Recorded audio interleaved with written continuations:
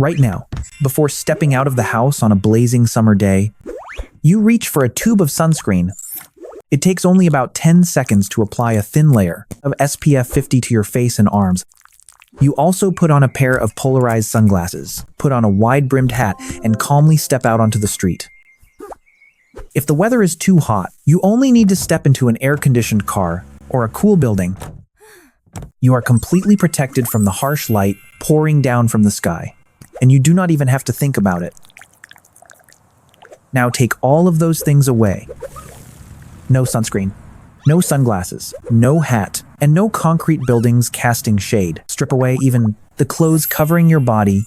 All that remains is your bare skin, standing in the vast African savanna, blazing 200,000 years ago. Above your head is the equatorial sun, uncovered by any layer of clouds or any industrial haze. It shines the most primitive rays of radiation straight down onto your body. If you stood there with the bare skin of a modern human, you would not last long. Within just a few hours, your skin would begin to redden, blister, and crack. Your cells would literally be cooked. Heat stroke would slow your brain down. Your body would become severely dehydrated. And if the heat did not kill you immediately on that very day, then the mutations in your DNA caused by ultraviolet rays would silently develop into skin cancer and end you later. Exposing yourself to the equatorial sun was once a death sentence. However, your ancestors walked under that very brutal sunlight. Not during a picnic, but every day for tens of thousands of years. You are sitting here watching this video, which proves that they were not roasted alive. They survived. All of them won the battle against the giant nuclear reactor hanging in the sky. So how could a naked ape that had just lost its natural furry armor walk beneath the deadly sun without a single drop of protective chemical? The answer is a series of evolutionary miracles of biology, survival intelligence, and things that sound extremely wild. And it proves that to survive under the sun, we had to make enormous trade-offs. Let us look straight at the problem that our ancestors created for themselves millions of years ago. Our primate ancestors lived in dense forests, sheltered by tree canopies and covered by a thick layer of fur. That fur was the perfect sun-protective cloak, just as it protects chimpanzees and gorillas today. The skin beneath their fur is actually quite light. But when climate change forced our ancestors to leave the forest and step out into the bright golden savanna, a life-or-death problem appeared, overheating, to be able to run long distances and hunt prey under the midday heat. Our bodies had to find a way to release heat quickly. The greatest and riskiest evolutionary decision was made. We took off the fur coat and developed millions of sweat glands all over the body. We became water-cooled machines, the greatest in the animal world. But the price was extremely high. Suddenly, our naked, pale, and fragile skin was completely exposed to ultraviolet radiation. We had thrown ourselves into nature's microwave oven. Wrong defense mechanism, wrong environment, a deadly mistake in theory. But nature did not send us to the battlefield without a weapon. The first and greatest weapon was not on the outside, but built directly into every skin cell. It is called melanin. When we lost our body hair, the body began to accelerate the production of a dark brown pigment, almost black. This was not merely color, this was top-level biotechnology. When ultraviolet rays from the sun penetrate your skin and try to bombard the DNA machinery inside the cell, melanin particles move up over the cell nucleus and spread out exactly like tiny umbrellas. They absorb and scatter the destructive power of UV rays, turning it into harmless heat before it can damage the cell's core. Our ancestors, in Africa, evolved to have very dark skin, a permanent, solid shield. This natural sunscreen is better than any expensive cosmetic product you use today. It does not wash off when you sweat. It does not need to be reapplied every 2 hours, and it works 24/7.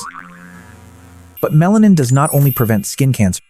Skin cancer usually kills people in middle age, after they have already had children, so evolution did not really worry too much about it. The real reason this dark shield mattered so much was to protect folate, also known as vitamin B9. Those UV rays can break down and destroy folate in the blood as it flows through the capillaries under the skin.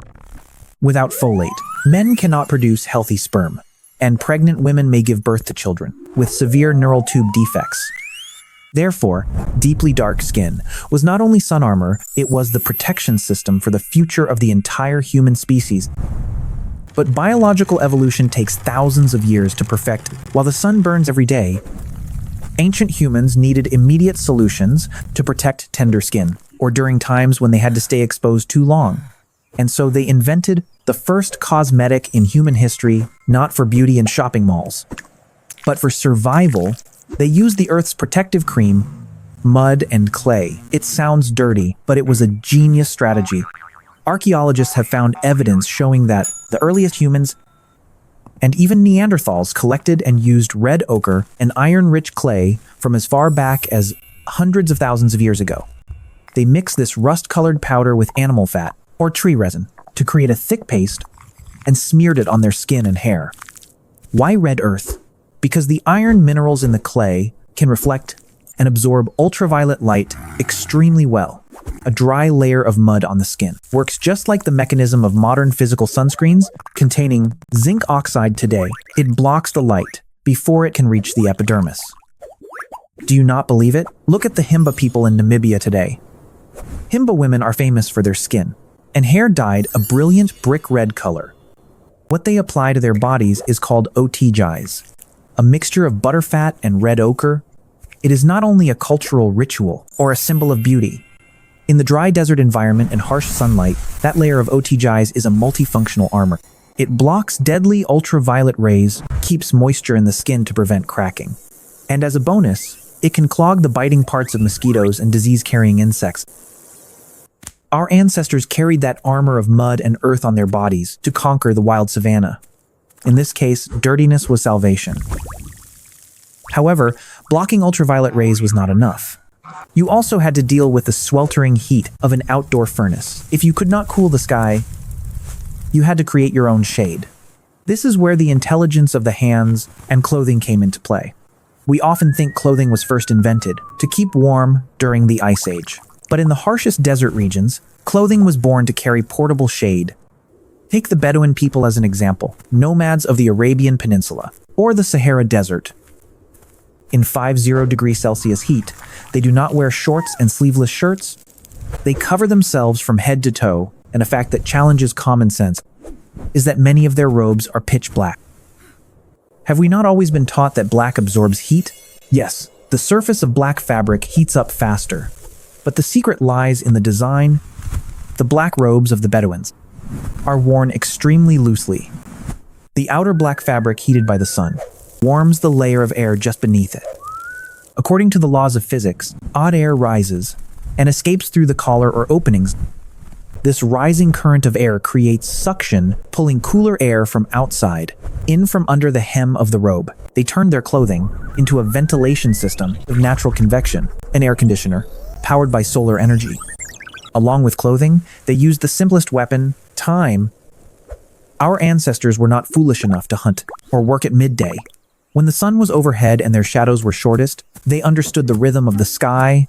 High-intensity activities were pushed to dawn and dusk. The period from 11 a.m. to 3 p.m. was used to retreat into caves, rock crevices, or under large tree canopies. The tradition of taking a midday nap, also called siesta in Spain, and in many tropical countries, is not actually laziness. It is the remnant of an ancient survival tactic, avoiding the villain when he was at his strongest, and there was one final layer of defense in the things they put into their mouths. Even without knowing modern chemistry, our ancestors loaded their bodies with natural sunscreens through the digestive system. Their foraging diet was full of berries, roots, and leaves, containing huge amounts of antioxidants, such as beta-carotene, lycopene, and vitamin C. When UV rays tried to damage cells and create free radicals, the agents that cause wrinkles and cancer, then these plant nutrients played the role of mobile repair teams, moving along the blood vessels and patching damaged skin cells from the inside. A wild watermelon or a handful of bright red berries was not just food, they were an antidote to the destruction caused by sunlight. But this is the truly dramatic part of the story. Everything worked perfectly while we were in Africa. The dark melanin armor, the layers of red mud, and wisdom helped us win. But then, about 60,000 to 80,000 years ago, groups of Homo sapiens began the Great Migrations northward, entering Asia and Europe. And here the villain changed the rules of the game. At these higher latitudes, the sun was no longer a cruel flame. Its light came through weakly and was hidden by clouds for many winter months. Suddenly, the perfect armor called melanin became a deadly trap. Because besides destroying DNA, UVB rays from the sun also play another life or death role. They touch cholesterol in the skin and synthesize vitamin D. Vitamin D is the only key that allows the body to absorb calcium, helping form a strong skeleton. When very dark skin was carried into lands with little sunlight, the melanin shield blocked all the few remaining UVB rays. The consequences were catastrophic. Children born there could not produce vitamin D. Their bones became soft, bending under the weight of their own bodies. A disease called rickets. Women with deformed pelvises would die during childbirth. What had once been a shield protecting life, dark skin now, pushed humanity to the brink of extinction in the new lands, and then the human body once again had to make a trade-off. One of the harshest evolutionary trade-offs. To save the skeleton, the body had to shut down the melanin factory. Over many thousands of years, the skin of people living in the north gradually lost pigment, becoming lighter, more fragile, and more translucent. They had to dismantle the great UV shield, accepting the risk of sunburn and skin cancer, just to try to catch any rare ultraviolet rays that could pass through the clouds in order to keep the skeleton alive. The sun, once an enemy that had to be defeated, had now become a savior that they desperately had to open the door to. The history of human skin is actually an epic about maintaining a delicate balance between protecting DNA and building bones. That is why, when looking back at our journey, surviving under the sun was a miracle of biological trade-offs and adaptive intelligence. From producing tiny biological umbrellas under the skin, to smearing the red earth of Mother Earth on the body, to sewing heat-managing robes, and even sacrificing our natural armor in exchange for every drop of life-sustaining vitamin, we played a life-or-death chess game with the fiery star at the center of the solar system, and we did not lose. That brings us back to you.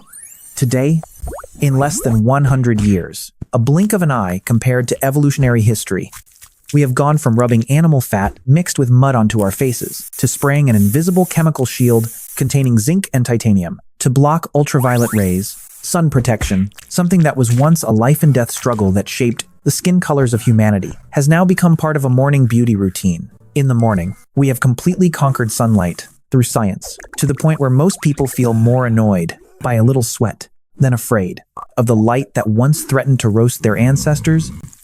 The next time you squeeze a drop of sunscreen onto your hand, remember that you are holding a technology that has replaced millions of years of evolution. You are here, healthy and whole, because from the very dawn of humanity, your ancestors stubbornly held their heads high before the sun, and they found a way not to be burned alive.